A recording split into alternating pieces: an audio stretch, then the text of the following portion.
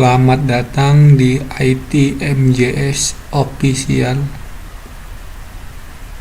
Jangan lupa subscribe, klik tombol lonceng untuk mendapatkan informasi video-video terbaru dari ITMJS Official.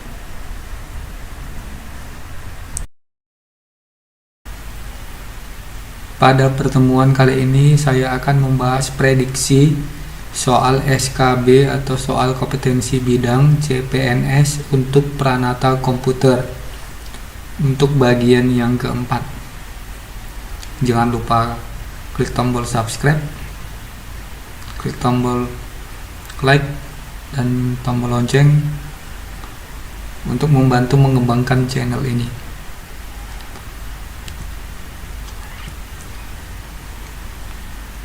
Manusia dengan tenaga dan ilmu pengetahuan yang digunakan untuk mengoperasikan serta mengatur sistem komputer adalah A. Brainware, B. Malware, C. Hardware, D. Software, E. Freeware.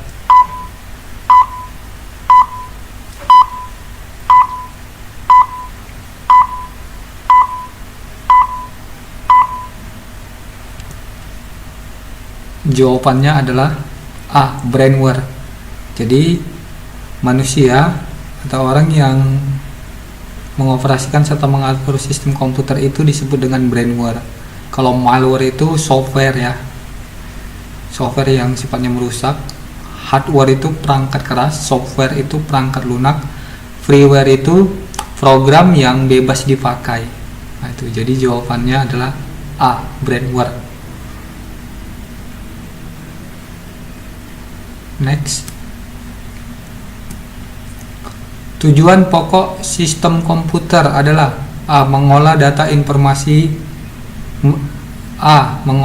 menjadi informasi, B. Mengolah input menjadi proses, C. Mengolah output menjadi input, D. Mengolah output jadi proses, E. Mengolah informasi jadi output.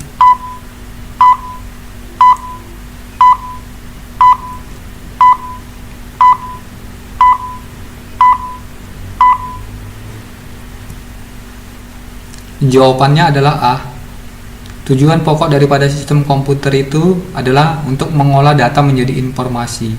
Jadi komputer itu awalnya itu data diinput, kemudian diproses, kemudian nanti akan menghasilkan sebuah informasi, di mana informasi itu adalah informasi yang berguna bagi manusia atau bagi penggunanya.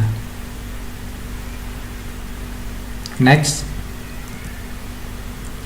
Hardware yang berfungsi sebagai alat petunjuk untuk mengatur posisi kursor di layar adalah A. Monitor, B. Printer, C. Mouse, D. Speaker, E. Scanner.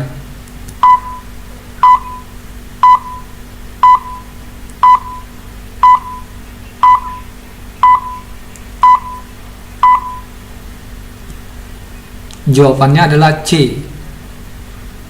Sebagai petunjuk ya di layar monitor itu adalah mouse, sedangkan monitor itu adalah untuk menampilkan, sedangkan printer itu untuk keluaran ya, mencetak.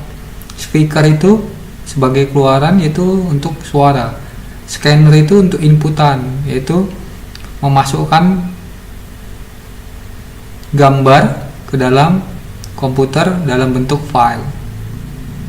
Jadi jawabannya adalah C. Mouse. Next. Jenis kabel di bawah ini yang digunakan pada topologi bus adalah A. UTP, B. Koaksial, C. STP, D. Kabel data, E. Fiber optik.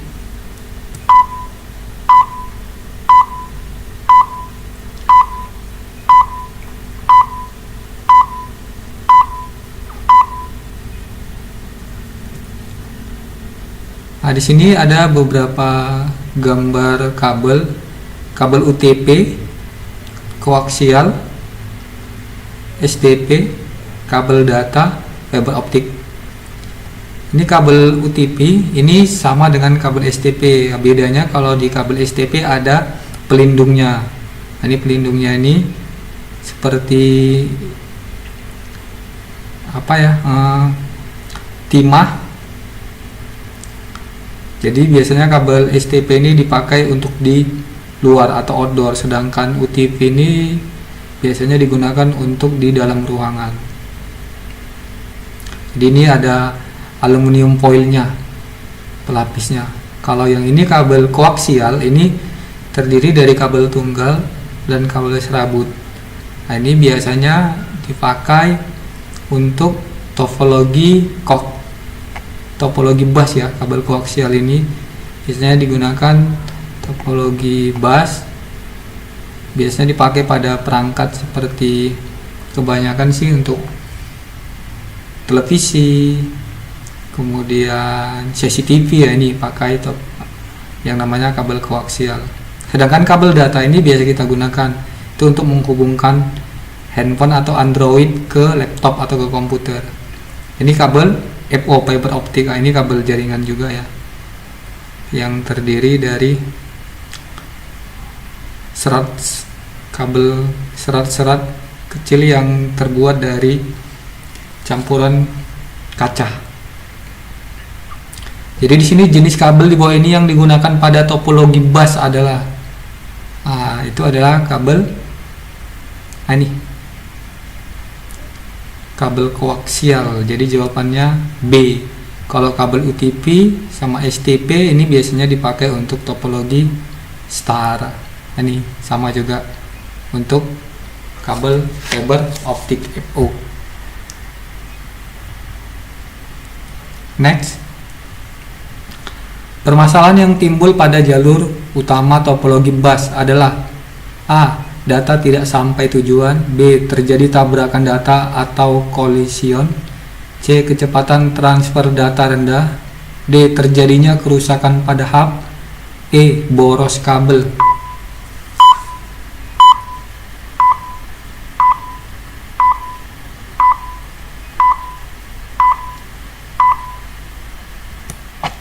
Nah, di sini ada sebuah topologi jaringan, ini topologi bus.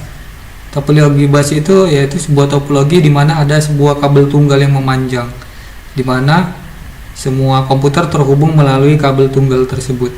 Nah, ini. Jadi kalau di topologi bus ini pengiriman dan penerimaan data atau transmit receive itu melalui kabel ini. Jadi melalui jalur yang sama. Jadi biasanya topologi bus ini akan menimbulkan yang namanya tabrakan data, karena terlalu banyak nanti data yang melewati daripada kabel tunggal, karena hanya satu kabel ini aja tempat untuk pengiriman dan penerimaan data. Jadi jawabannya adalah B. Kalau data tidak sampai tujuan itu tidak mungkin. Kecepatan transmit data rendah itu tidak. Nah, ya, karena biasa di topologi bus itu di setiap ujungnya itu dipasang terminator. Jadi di sepanjang kabel ini sinyal atau kekuatan sinyalnya itu sama. Kecepatan transfer data rendah tidak. Terjadinya kerusakan pada hub tidak. Di sini tidak ada hub ya. Boros kabel tidak, karena hanya ada satu kabel tunggal saja. Jadi jawabannya yang pas adalah terjadinya tabrakan data, karena data yang dikirim dan diterima itu hanya melalui satu kabel tunggal sini saja. Next, central node pada topologi star berupa A. repeater, B. switch atau hub, C. konektor, D. router, E. kabel.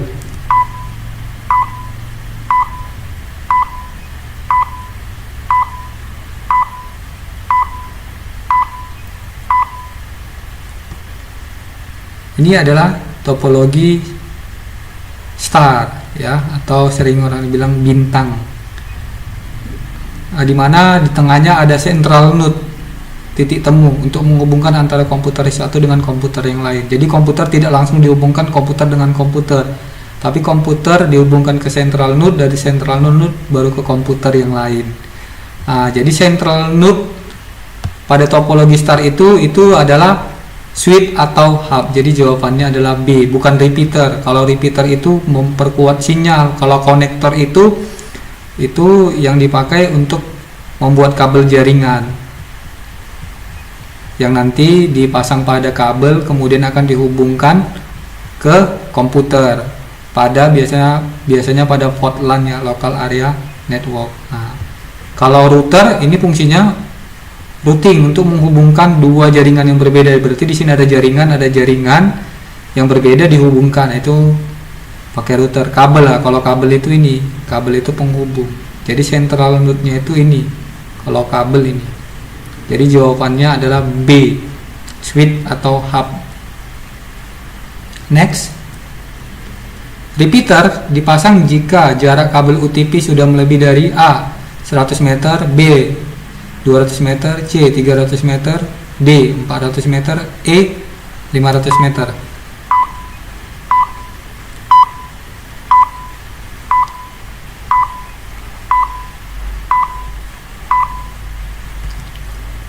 Jadi jawabannya adalah A, 100 meter. Jadi kabel UTP itu maksimalnya 100 meter.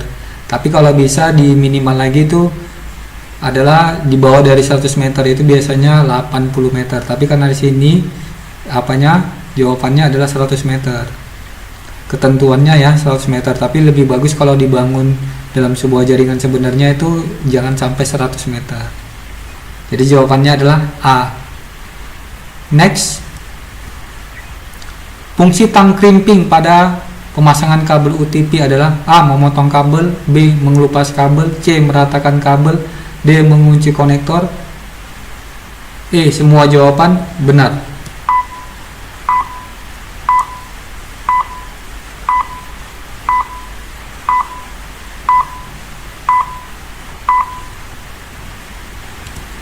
Nah, ini adalah gambar daripada crimping tools atau tang crimping ya. Ini biasanya kalau orang komputer, orang jaringan pasti punya ini atau sering lihat ini. Jadi fungsinya ini adalah bisa untuk memotong kabel, mengelupas kabel, meratakan kabel, mengunci konektor. Jadi jawabannya adalah E, semua benar. Nah, karena dia di sini punya pisaunya ya yang berfungsi untuk memotong, kemudian bisa untuk mengelupas juga ya. Mengelupas kabelnya, meratakan kabel yang sudah dikupas ya, yang sudah disusun, kemudian nanti dikunci ya konektornya. Ketika kabelnya sudah diratakan itu dimasukkan ke dalam konektor, kemudian akan dikunci sehingga pin pada konektor tadi akan mengunci kabelnya. Jadi dipotong dulu kabelnya, dikupas, diratakan, dikunci. Nah, ini adalah fungsi dari tang crimping. Jadi jawabannya adalah E. Next, pada pemasangan kabel strike, pin yang digunakan untuk mengirim atau transferring data adalah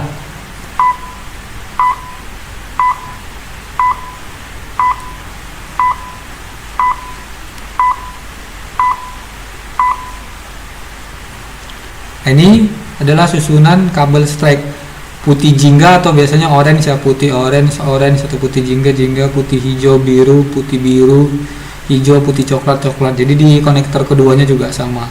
Ini namanya strike. Jadi konektor 1, konektor 2 sama. Di pin 1, di pin 1 sama. Ini adalah fungsi daripada kabel UTP ya. Sesuai dengan warnanya. Orange dengan putih orange itu penghantar paket data atau sering disebut dengan mengirim, transmit. Hijau putih hijau penerima atau receiver, biru putih biru penghantar paket suara, coklat putih coklat biasanya untuk penghantar tegangan. Penghantar tegangan ini yaitu arus ya, arusnya adalah DC. Jadi di sini soalnya adalah untuk mengirim data ya, transferring data pada kabel strike itu adalah orange putih orange. Kita lihat orange putih orange, berarti di sini kan orange itu jingga ya, putih jingga berarti adanya di pin 1 dan 2. Jadi jawabannya adalah A. Next, pemasangan kabel secara strike pada kabel UTP digunakan untuk menghubungkan A. komputer dengan komputer, B. komputer dengan switch hub atau hub switch, C. C. Switch dengan switch. D. Hub dengan repeater. E. Client dengan server.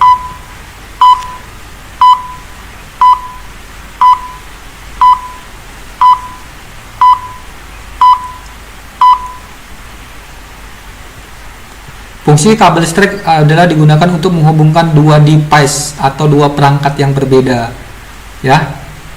Jadi strike itu fungsinya untuk menghubungkan dua perangkat yang berbeda. Contohnya bisa lihat di bawah.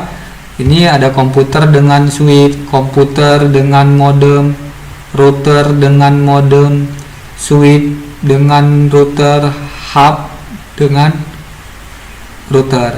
Nah, jadi di sini kita bisa lihat ya, komputer dengan komputer ini perangkatnya agak berbeda, sama. Komputer dengan switch hub, ini berbeda. Switch dengan switch sama. Hub dengan repeater, ini sama. Kemudian client dengan server, ini sama-sama komputer. Jadi yang benar itu jawabannya adalah B, komputer dengan hub switch, karena itu fungsi dari kabel strike. Nah, ada satu lagi susunan kabel, yaitu namanya kabel dengan susunan cross. Nah, itu untuk menghubungkan ya dua device atau dua perangkat yang sama. Tapi kalau yang strike ini adalah dua device atau dua perangkat yang berbeda.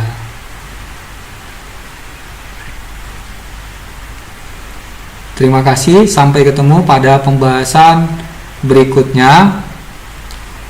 Jangan lupa klik tombol subscribe, klik like, klik tombol lonceng untuk mendapatkan notifikasi video-video terbaru dari ITMJS Official. Terima kasih.